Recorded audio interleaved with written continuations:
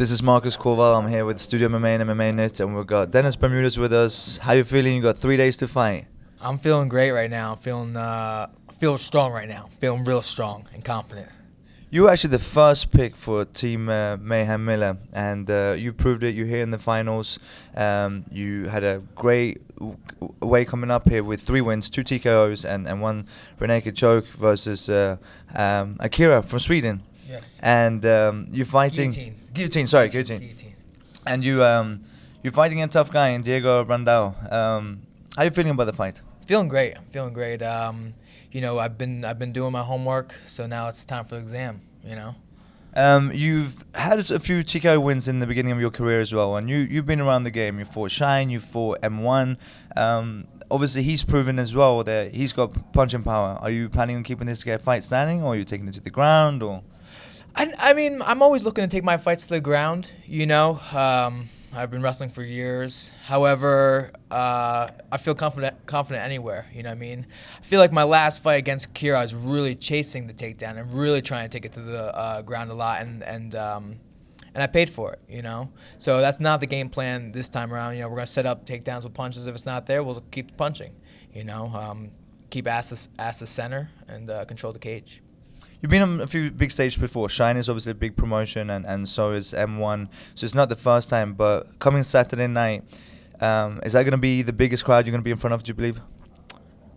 Yeah, it will probably be the biggest crowd I've been in front of. I think it's 12,000 people, I believe. And definitely sold out. Yeah. However, you know, I mean, I've wrestled in front of thousands before. You know, I've fought in front of, you know, on TV before. So, I mean, you know, the people watching, you know, I can't see them. They're not tangible, you know. So to me, they're not really even there. So you're not worried about getting caught up in the moment with the crowd? No, for sure. But, you know, just stay focused. This is just another fight. And do you believe it will be maybe to your advantage, being more comfortable fighting in front of a lot of people versus an emotional guy such as Brandao, who has shown that he's an emotional fighter and he fights with his emotions as well? See, I can't answer that question for him, you know. Well, I guess we'll just see Saturday, you know, who shows up. Absolutely. 6 weeks in a house with a bunch of guys. How was it? It was good and bad, you know what I mean?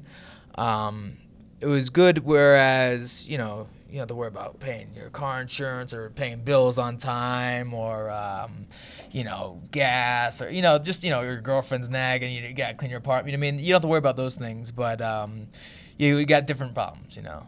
Is this guy going to mess with me? You know, I got to train, or, man, I hurt my hand today, you know what I mean? So I got to be ready because I'm fighting in 3 days, you know. So there are definitely different problems. So, like I said, it's good and bad. Obviously, it's almost about 3 months now since you guys actually shot it. You came back, family, you got your team. How difficult is it to keep it a secret that you are in the finals? It's definitely tough, you know what I mean? I think, though, us guys that are in the finals, though, it might have been a little easier to keep a secret because we want people to tune in and we want people, hey, check out how I did, you know what I mean? Whereas if you lost, you might be like, don't watch this. Don't watch this one, you know? So, but yeah, it was definitely tough, you know, because, you know, people that you're around every day, and then you're gone for 6 weeks, like, where were you? I knew you were trying out for Ultimate Fighter, you know. I know you're on it, you know, so it's like, I can't tell you, you know. So 6 weeks in the house and it's cameras from all angles. Do you feel that you were portrayed the way that you are? That was your personality coming out on the show? Yes and no. They portrayed me as a goof and like a dummy in the semifinals fight, but to be honest with you, like I am pretty goofy and I'm not always the brightest guy. You know what I mean? I'm pretty smart though, so I feel like they took it to extreme though. You feel like TV made you look stupid? Yeah, but I mean I was laughing at it, and you know whether you're laughing with me or at me, as long as you're laughing, you know we're having a good time. So 6 weeks in there, any moment that, I'm sure there's a lot of moments, but one moment that stood out in particular to you?